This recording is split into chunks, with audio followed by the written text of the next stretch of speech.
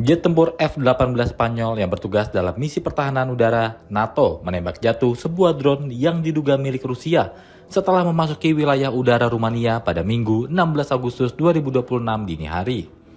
NATO menyatakan bahwa asal-usul drone tersebut masih diselidiki, namun sejauh ini mengindikasikan bahwa wahana itu kemungkinan berasal dari Rusia.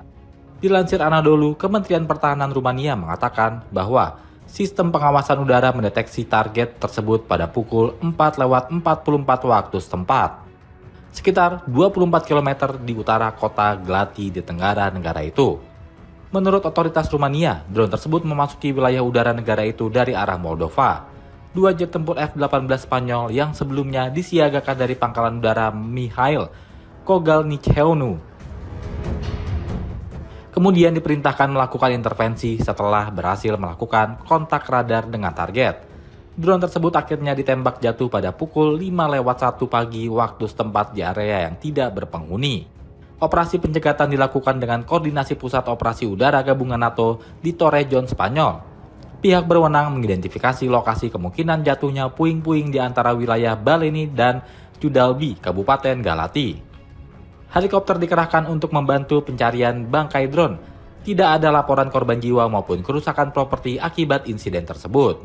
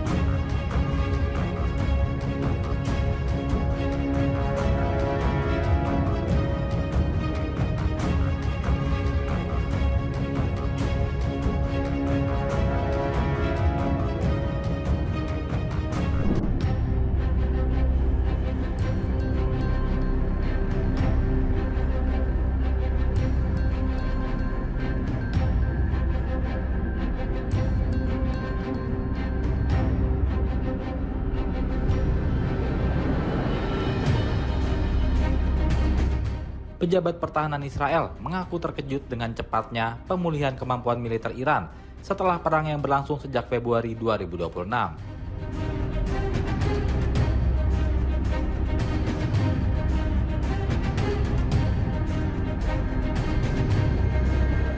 Menurut laporan The Jerusalem Post, Kamis 13 Agustus 2026, evaluasi terbaru militer Israel menunjukkan bahwa Teheran mampu membangun kembali sejumlah kemampuan pertahanannya jauh lebih cepat dari yang sebelumnya diperkirakan.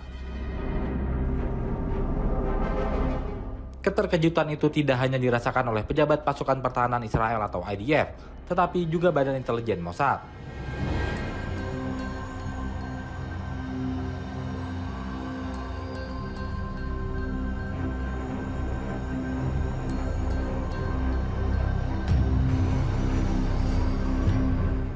Selama berbulan-bulan berperang, kalangan ahli di IDF meyakini kerusakan yang ditimbulkan terhadap sektor pertahanan Iran cukup besar untuk menghambat pemulihan selama bertahun-tahun.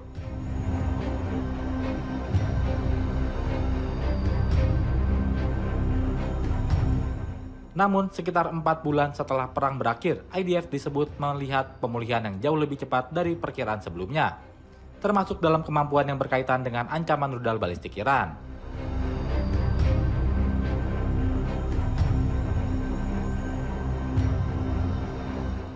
Menurut The Jerusalem Post, ini bukan kali pertama Israel dibuat terkejut oleh kecepatan pemulihan Iran. Setelah menyerang 20 target penting yang terkait dengan rudal balistik dan industri militer Iran pada Oktober 2024. IDF saat itu mengeklaim produksi rudal Iran dan mundur setidaknya 1 tahun. Akan tetapi pada awal 2025, Israel menilai Iran telah berhasil memulihkan laju produksi rudal balistiknya.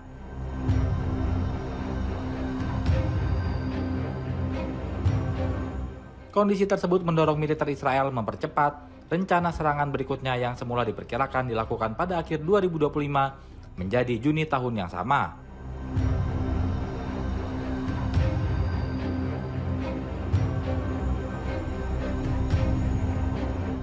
Pada Juni 2025, Israel kembali menyerang sekitar 100 target yang terkait dengan rudal dan industri militer Iran.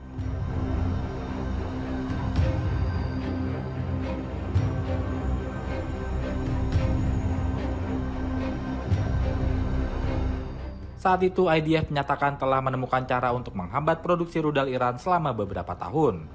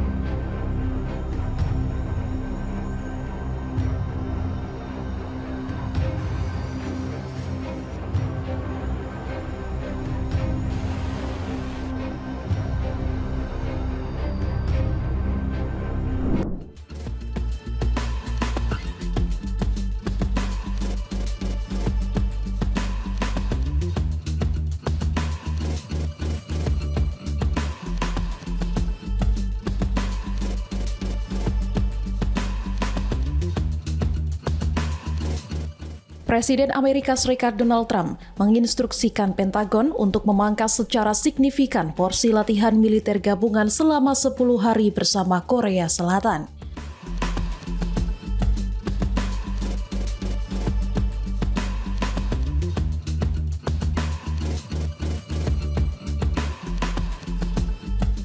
Pengumuman tersebut disampaikan Trump melalui unggahan di media sosial Truth Social pada Minggu 16 Agustus.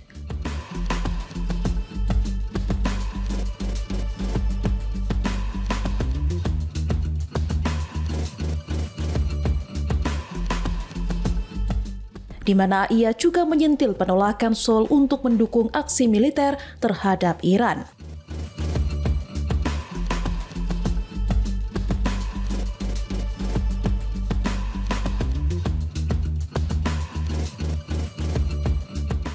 Meski mereka keberatan atas keterlibatan Amerika Serikat dan menganggap pembatalan total sudah terlambat,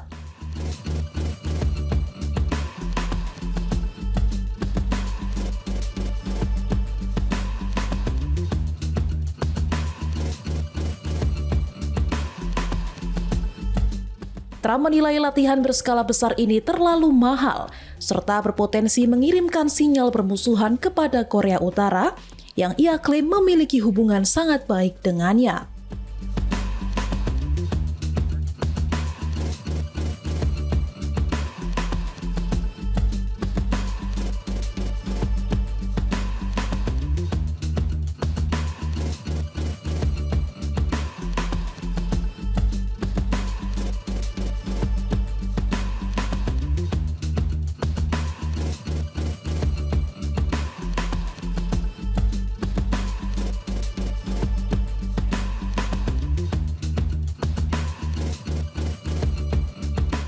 Di sisi lain, Kepala Staf Gabungan Korea Selatan mengonfirmasi bahwa latihan tahunan bersama Ulchi Freedom Shield tetap berjalan sesuai jadwal mulai Senin 17 Agustus hingga 27 Agustus mendatang, tanpa memberikan tanggapan atas pernyataan Trump.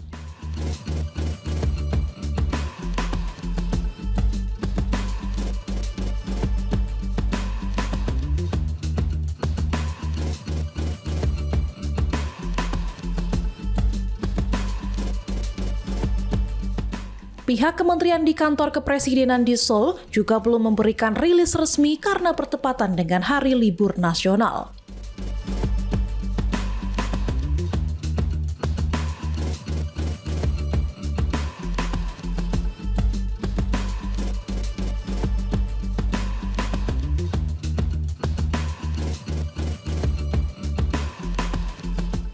Latihan yang melibatkan sekitar 18.000 personel Korea Selatan ini dirancang untuk memperkuat pertahanan dari potensi ancaman militer Korea Utara yang terus berkembang, mencakup penanganan serangan siber, perlawanan terhadap drone, hingga pengoperasian gangguan sinyal GPS.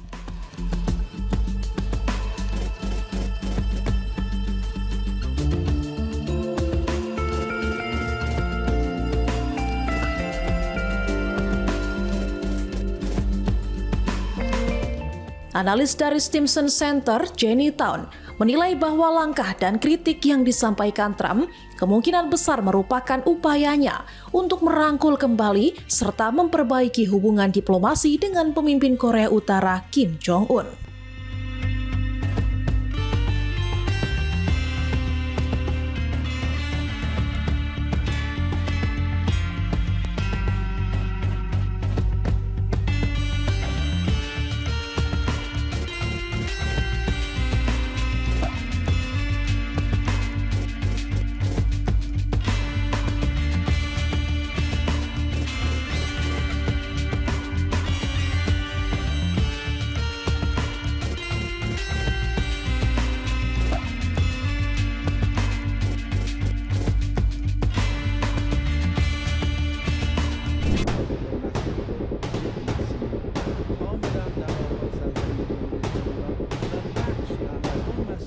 Wakil Menteri Luar Negeri Iran, Kazem Garibabadi, menolak pernyataan Presiden Amerika Serikat Donald Trump yang menyebut Selat Hormuz akan segera dideklarasikan sebagai wilayah Amerika Serikat. Melalui unggahan di media sosial X yang dikutip The Telegraph pada Sabtu 15 Agustus 2026, Gary Babadi menegaskan bahwa pembukaan dan penutupan Selat Hormuz hanya berada di bawah komando Iran. Ia juga meminta Trump meminta kenyataan bahwa Amerika Serikat telah mengalami kekalahan strategis dalam perang yang berlangsung sejak akhir Februari tersebut. Pernyataan serupa disampaikan Ketua Lembaga Kehakiman Iran, Gholam Hossein Mohseni Ejei. Menurut media pemerintah Iran, ia menyebut Trump sebagai pihak yang kalah dalam karena Menurut media pemerintah Iran, ia menyebut Trump sebagai pihak yang kalah dalam arena politik dan militer. Mohseni Ejei menegaskan bahwa Selat Hormuz merupakan bagian yang tidak terpisahkan dari Iran dan tidak dapat diambil alih hanya melalui pernyataan politik. Pernyataan Iran tersebut muncul setelah Trump berbicara dalam sebuah rapat politik di New York. Dalam pidatonya, Trump mengatakan bahwa setelah Iran dikalahkan, ia akan segera mendeklarasikan Selat Hormuz sebagai wilayah Amerika Serikat. Trump juga meminta masyarakat Amerika Serikat bersedia menanggung harga bahan bakar yang lebih mahal selama konflik dengan Iran masih berlangsung. Menurutnya, membayar bensin sedikit lebih mahal merupakan harga yang layak untuk mencegah Iran memperoleh senjata nuklir. Menteri Luar Negeri Iran Abbas Araghchi mengatakan bahwa Teheran tidak akan kembali berunding dengan Washington sampai sejumlah syarat dipenuhi.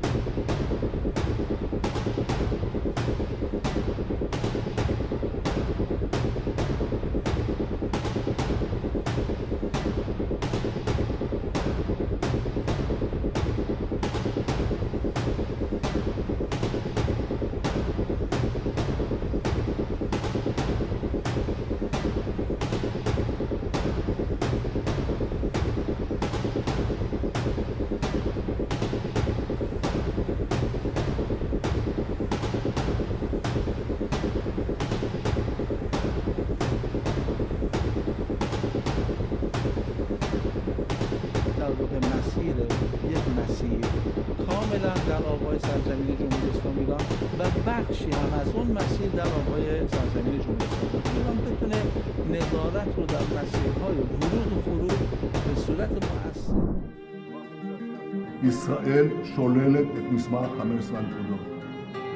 שמעתי שאומרים, לא אמרתי. אמרנו, אני אומר עוד פעם, ישראל שוללת את מסמך 15 הנקודות. צה"ל לא יבצע נסיגה כלשהי עד פירוק החמאס מנשקו.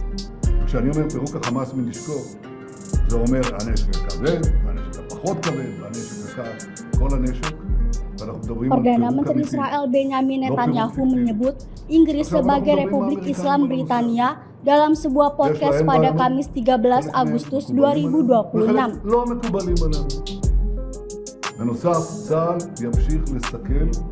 Pernyataan tersebut merupakan sindiran terhadap pemberitaan media Inggris yang dinilainya semakin kritis terhadap Israel.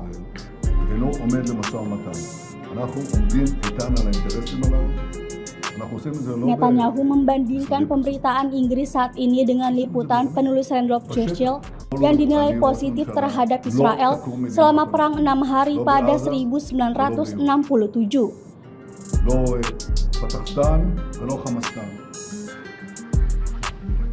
Ia juga mengaitkan Inggris dengan istilah Republik Islam yang memiliki senjata nuklir, sembari menyinggung ancaman Iran dan menegaskan bahwa Israel tidak akan membiarkan negara lain di kawasan tersebut memiliki senjata nuklir.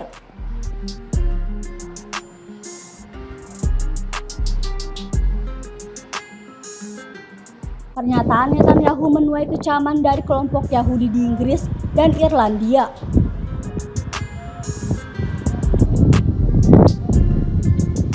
Movement for Progressive Judaism menilai ucapan tersebut berbahaya, memecah belah, serta tidak mewakili sikap Yahudi Inggris.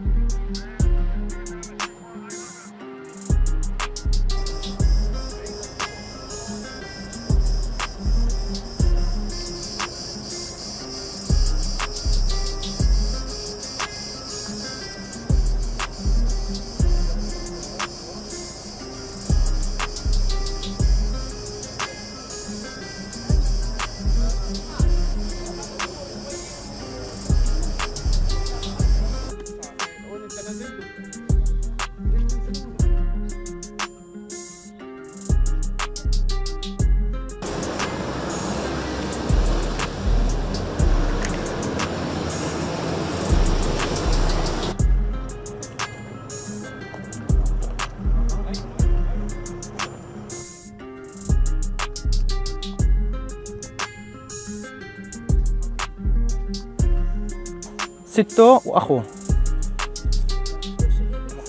هذا قبر الشهيد محمد أبو بكر. Mantan Downing Street Gavin Barwell juga menyebut komentar itu sebagai Islamofobia.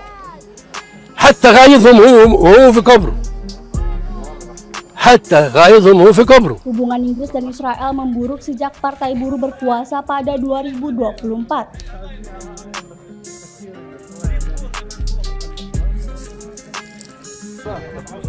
Inggris kemudian menghentikan sementara perundingan perdagangan bebas dengan Israel, menangguhkan sejumlah izin ekspor senjata, serta menjatuhkan sanksi terhadap 2 menteri sayap kanan Israel.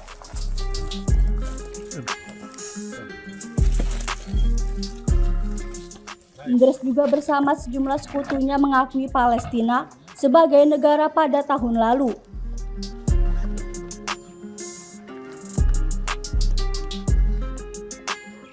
Perdana Menteri Inggris turut mendorong langkah lebih keras terhadap Israel, termasuk kemungkinan sanksi tambahan dan pembatasan perdagangan dengan permukiman ilegal. يعني هم لإرضاء المستوطنين بالتأكيد الجيش يقوم بحملة اعتقالات. كل المعتقلين ليس لهم دخل فيما جرى في الأسبوع الماضي سوى فقط هو التعبير عن النقمة الموجودة عند الإسرائيليين وجزء منه عقاب يعني للمواطنين وللأهالي.